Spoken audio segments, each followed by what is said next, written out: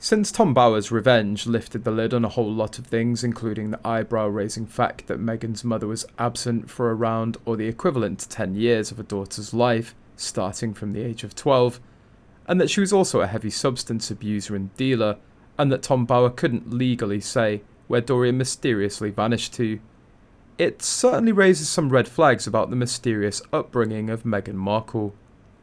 Recently, there's an old clip going viral on social media showing Meghan was so sheepish as the Princess of Wales accidentally mentioned Markle's past in Heads Together campaign. In February of 2018, Prince William, Princess Catherine, Prince Harry and Meghan Markle appeared on stage together to announce that Meghan would become a fourth patron of the Royal Foundation. The two couples were lovingly dubbed the Fab Four by the press, but the Royal Foundation appearance would be their only official charity engagement together. According to the clip, it's particularly interesting because it shows Princess Catherine talking about mental health and Meghan Markle's reactions to this. Meghan smirking as Catherine speaks, until the smirk fades and she looks sheepish. As Princess Catherine begins talking, at some points Meghan turns over and smirks at Harry. Throughout the interview, Meghan also smirks whenever Princess Catherine says something self-deprecating. Meghan also shows signs of suppressed anger, clenched jaw whenever she isn't mentioned.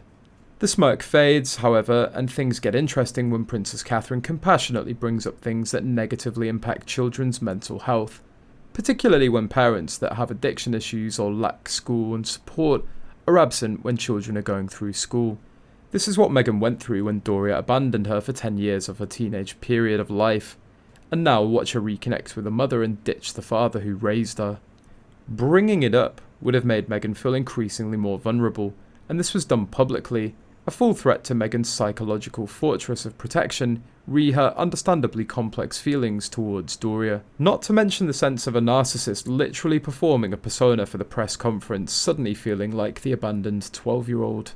Lots of compassion actually for pre-suits Meghan, especially child Meghan, absentee mother, overindulgent but also absent father, long hours on set, is the perfect recipe for creating psychological narcissism. It's not only sheepish we see, it's acute discomfort at her own split-second vulnerability. There's also a look of shame and humiliation, as if she wants to hide. It's so fascinating to watch Catherine speak and use her hands in a normal way. Then you watch Meghan, her hands and arms are so over-exaggerated, annoying and ridiculous. Every time she's on camera speaking, her arms and hands are flailing around in a clownish manner. You may have just figured out why Meghan hates Catherine so much. At that moment, she may have realised that the Princess of Wales feels pity for Princess Catherine. Princess Catherine may have been incredibly perceptive.